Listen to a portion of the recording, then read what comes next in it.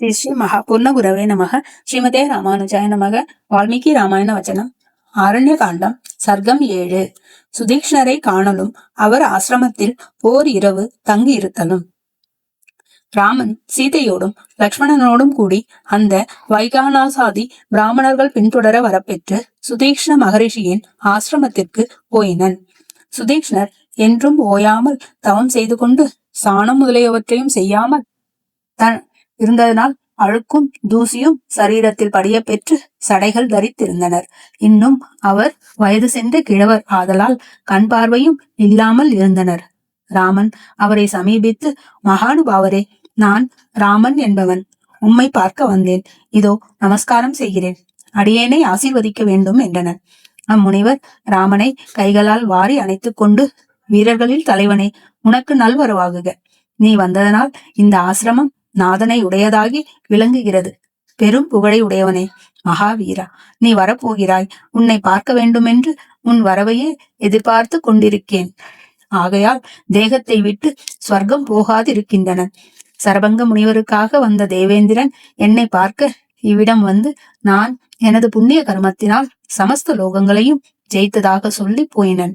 என்னால் சம்பாதிக்கப்பட்ட அந்த லோகங்களில் நீ என்னுடைய அனுகிரகத்தினால் சீதையோடும் லக்ஷ்மணனோடும் கூடி சுகமாக விளையாடி கொண்டிருப்பாயாக என்றனர். ராமன் அம்முனிவரை நோக்கி, மாமுனியே, நான் சுயமாகவே லோகங்களை சம்பாதித்துக் கொள்கின்றன. ஆனால் இவ்வாரண்யத்தில் நாங்கள் வசிக்கும்படி ஓர் வாசஸ்தானத்தை மாத்திரம் தேவரீர் ஏற்படுத்தி கொடுக்க வேண்டும் என்றனர். என்னனும் ராமன் கூற கேட்ட அம்முனிவர் மிகுந்த சந்தோஷத்துடன், ராமா, இவ்வாசிரமத்தில் ரிஷிகள் பலரும் விளங்குவார்கள். இதில் காய் கிழங்குகள் எப்பொழுதும் ஏராளமாய் கிடைக்கும். இவ்விடத்திலேயே நீ சுகமாய் வசிக்கலாம். ஆனால் இங்கு மான் முதலிய மிருகங்கள் அடிக்கடி வந்து எனது சமாதியை கெடுத்து விடுகின்றன. இந்த மிருகங்களால் ஏற்படும் உபாதையை தவிர வேறு ஒரு தோஷமும் இங்கில்லை என்றனர்.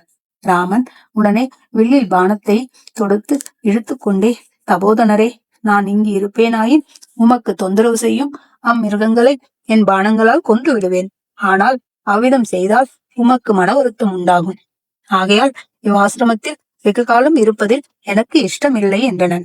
ராமன் என்னென்னும் கூறி அம்முனிவரிடம் அனுமதி பெற்றுக்கொண்டு ஜலக்கரைக்கு சென்று சந்தியா வந்தனாதிகளை முடித்துக் கொண்டு அன்று இரவெல்லாம் சீதையோடும் லக்ஷ்மணனோடும் கூட அங்கு வாசம் செய்தனன். சுதீக்ஷ்ண முனிவர் ராமாதிகளுக்கு வேண்டிய காய் கிழங்குகளையும் பழங்களையும் தாமே கொடுத்து ஆதரித்தனர்.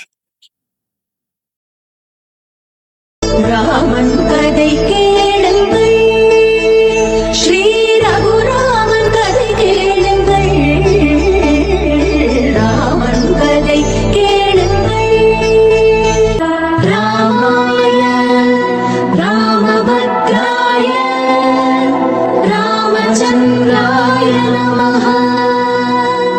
ఈ జగమంతా రామమయం. రామ రామ రామ రామ రామ రామ రామ రామ.